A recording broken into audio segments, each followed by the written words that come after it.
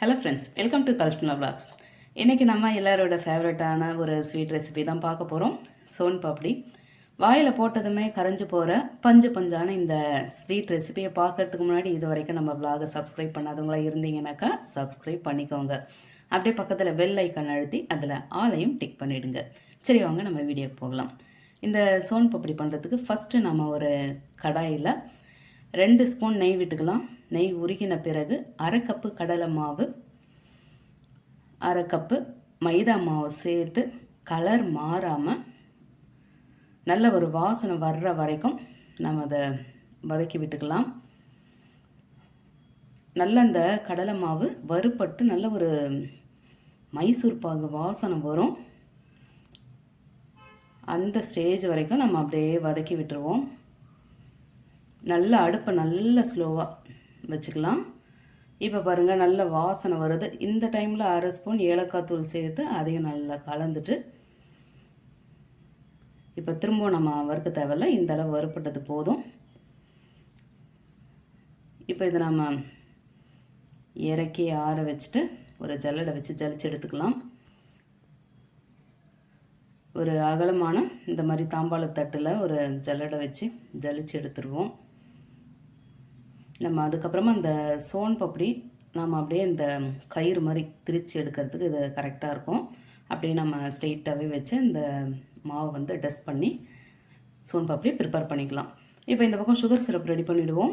ஒரு சாஸ் பேனில் 1 கப்பு சர்க்கரை சேர்த்து கூடவே 1/2 கப்பு தண்ணியும் சேர்த்துட்டு நல்ல சர்க்கரை கரையிட்டோம். அது வரைக்கும் நம்ம ஒரு ஸ்பூனை வச்சு நல்லா கரைச்சி விட்டுக்கலாம்.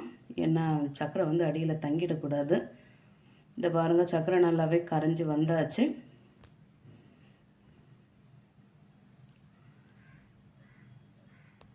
இந்த டைமில் 2 ட்ராப் மட்டும் நம்ம லெமன் ஜூஸ் சேர்த்துட்டு அதையும் அப்படியே கலந்து விட்டுக்கலாம். இதுக்கப்புறமா நம்ம கலந்து விடணும்னு அவசியம் கிடையாது. அதுவே நல்ல கலர் மாதிரி வரும். நல்ல ஒரு லெமன் எல்லோவுக்கு, லைட் லெமன் எல்லோவுக்கு வரும். இதோ பாருங்கள், இந்த ஸ்டேஜ் வந்தாச்சு. இது வந்து நம்ம இன்னும் விட்டோம்னா இன்னும் பாகு வந்து முருகிடும். அதனால் வந்து ஆஃப் பண்ணி வச்சுருக்கேன். இப்போ உங்களுக்கு அது எந்த பதத்தில் இருக்குதுன்னு காட்டுறேன் பாருங்கள். ஒரு தட்டில் தண்ணியை வச்சுட்டு இதை பாருங்கள், சரியான சூடு, கையிலேயே பிடிக்க முடியல.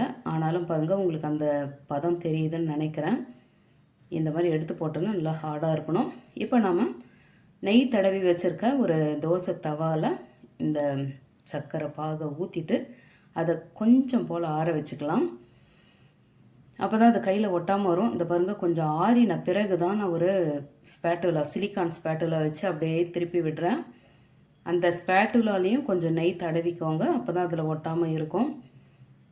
இந்த மாதிரி நம்ம அப்படியே எடுத்து விட்டோம்னாக்கா அது நல்லா அப்படியே பிளாஸ்டிக் உருகினது மாதிரி நல்லா அழகாக வரும். இந்த மாதிரி எடுத்தாச்சு. இதுக்கப்புறம் கையில் எடுத்து நம்ம பிடிக்கிற அளவுக்கு சூடு இருந்ததுனாக்கா, கை பொறுக்கிற அளவு சூடு இருந்ததுனாக்கா நம்ம அதை கொஞ்சம் கொஞ்சமாக அப்படியே எடுத்து ஸ்ட்ரெச் பண்ண ஆரம்பிச்சிடலாம். இந்த மாதிரி பாருங்கள், நல்ல சூடு தான். இந்த மாதிரி அப்படியே நம்ம மாற்றி மாற்றி மாற்றி இந்த மாதிரி மடக்கி மடக்கி நம்ம அப்படியே எடுத்து விட்டு மடக்கி விட்டோம்னாக்கா அது அப்படியே கொஞ்சம் கொஞ்சமாக ஆறிட்டு வரும். ரெண்டாவது நமக்கு அந்த சூடும் பழகி போயிடும். இதோ பாருங்கள், இந்த மாதிரி நல்லா இழுத்து விட்டு நம்ம 2 முனையும் ஜாயின் பண்ணி இந்த மாதிரி ஒரு வளையம் மாதிரி ரெடி பண்ணிவிடுவோம். இப்போ நம்ம ஜலிச்சு வச்சுருக்க அந்த மாவுலேயே வச்சுட்டு நம்ம அப்படியே அந்த மாவை மேலே இந்த சுகர் சிரப் அந்த ரிங்கு மேலே அப்படியே நம்ம ஃபஸ்ட்டு நல்ல மாவை டஸ்ட் பண்ணிக்கலாம். அப்போ தான் அது கொஞ்சம் கொஞ்சமாக அது இறுக ஆரம்பிக்கும். அதே மாதிரி நல்ல நூல் நூலாக நமக்கு அந்த சோன் பப்படியும் கிடைக்கும்.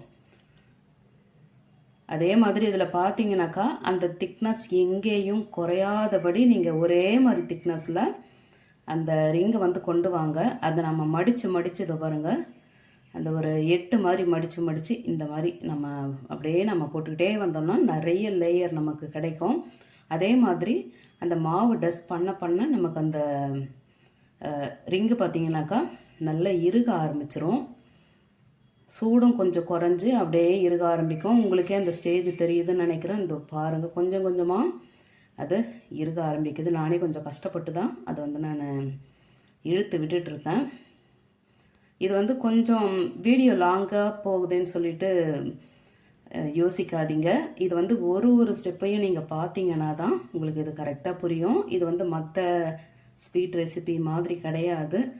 இது வந்து கொஞ்சம் வந்து நம்ம கேர்ஃபுல்லாக பார்க்க வேண்டிய ஒரு ரெசிபி இது. அதனால் இந்த வீடியோவை நான் கொஞ்சம் லாங்காக கொண்டு போயிருக்கேன். அதனால் யாரும் கோச்சிக்காமல் ஃபுல் வீடியோவும் பாருங்கள். அப்போ தான் உங்களுக்கு வந்து எந்தெந்த ஸ்டேஜில் அது என்னென்ன டெக்ஸ்டருக்கு அது மாறி இருக்குன்னு உங்களுக்கு தெரியும். இதை பாருங்கள், நல்லா இறுகி வந்திருக்கு.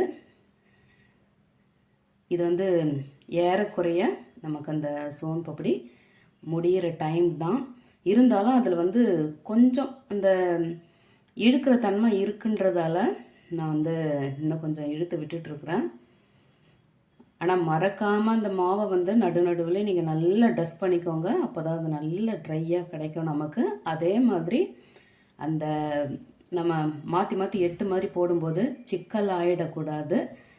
அது ஒரே மாதிரி இருந்தால் தான் நமக்கு அழகான நூல் மாதிரி சிக்கல் இல்லாமல் பார்க்கவும் நல்லாயிருக்கும். அதனால் அதை மாற்றி போடும்போது சிக்கல் பண்ணிக்காமல் கரெக்டாக இந்த 8 மாற்றி அந்த ரவுண்டாக வரணும். அந்த மாதிரி நம்ம போட்டுக்கலாம். இதோ பாருங்கள், நம்மளுக்கு சோன் பப்படி ஆல்மோஸ்ட் ரெடி ஆகிடுச்சு. பார்க்கவே அவ்வளோ சந்தோஷமாக இருக்குது. ஏன்னா நம்ம கடைகளில் தான் வாங்கி சாப்பிடுவோம் இந்த சோன் பப்படி. நமக்கு இது செய்ய வருமானு யோசிப்போம். ஆனால் நாமளே இறங்கி செய்யும்போது அது வந்துடுச்சுன்னா அதை விட சந்தோஷம் வேறு இருக்கவே முடியாது. இதை பாருங்கள், நம்ம சோன் பப்படி சூப்பராக ரெடி ஆகிடுச்சு. எவ்வளோ அழகாக இருக்குது பாருங்கள். நல்ல நூலாக பார்க்கவே சூப்பராக இருக்குது.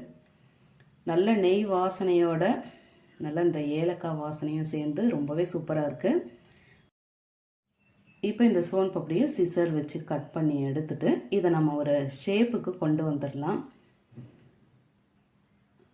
நானும் இந்த மாதிரி கப் எடுத்திருக்கேன். இதில் சீவி வச்சுருக்க பாதாம் பிஸ்தாவை கொஞ்சமாக சேர்த்துட்டு அதில் நம்ம கட் பண்ணி எடுத்துருக்கேன் அந்த சோன் பப்படியை சேர்த்து லைட்டாக ப்ரெஸ் பண்ணி விட்டுக்கலாம். அது அப்படியே நான் நூல் மாதிரி சேர்க்கலான்னு தான் நினச்சேன். அது வந்து கீழே தரையிலெல்லாம் படுமேன்னு சொல்லிவிட்டு நான் வந்து அப்படியே அங்கேயே ரவுண்ட் பண்ணி எடுத்துகிட்டு வந்துட்டேன். அவ்வளோதான், ப்ரெஸ் பண்ணி எடுத்தாச்சு. உங்கள்கிட்ட ஸ்கொயர் ஷேப்பில் பாக்ஸ் இருந்தாலும் அதுலேயும் நீங்கள் வச்சு சோன் பப்படியை ஷேப் பண்ணி எடுத்துக்கலாம். இதை பாருங்கள், நம்மளோட ஃபஸ்ட்டு சோன் பப்படி பார்க்கவே அட்டகாசமாக அழகாக ரெடி ஆகிடுச்சு. இதை நம்ம சாப்பிட்றதுக்கு கூட மனசு வராது, பார்த்துக்கிட்டே இருக்கலாம் போல் இருக்குது. சாதாரணமாகவே சோன் பப்படினாவே அது வந்து நமக்கெல்லாம் செய்ய வராதுன்னு தான் இவ்வளோ நாளாக நினச்சிட்ருப்போம். இன்றைக்கி நீங்கள் வீடியோ பார்த்த பிறகு நாமளும் இந்த சோன் பப்படியை சூப்பராகவே பண்ணலான்னு ஒரு கான்ஃபிடென்ட் உங்களுக்குள்ளேயும் வந்திருக்கோம். நீங்களும் இதே அளவுகளில் இதே மெத்தடில் இந்த சோன் பப்படியை செய்து ஃபேமிலியோடு சாப்பிட்டு என்ஜாய் பண்ணிவிட்டு எப்படி இருந்ததுன்னு மறக்காமல் கமெண்ட்டில் சொல்லுங்கள். ரெசிபி பிடிச்சிருந்தால் லைக் பண்ணிவிட்டு அப்படியே நம்ம வ்ளாகையும் சப்ஸ்கிரைப் பண்ணிக்கோங்க. இவ்வளோ நேரம் பொறுமையாக வீடியோ பார்த்தேன். உங்கள் எல்லாருக்கும் ஒரு பெரிய தேங்க்ஸ் சொல்லிக்கிறேன். தேங்க்ஸ் ஃபார் வாட்சிங்.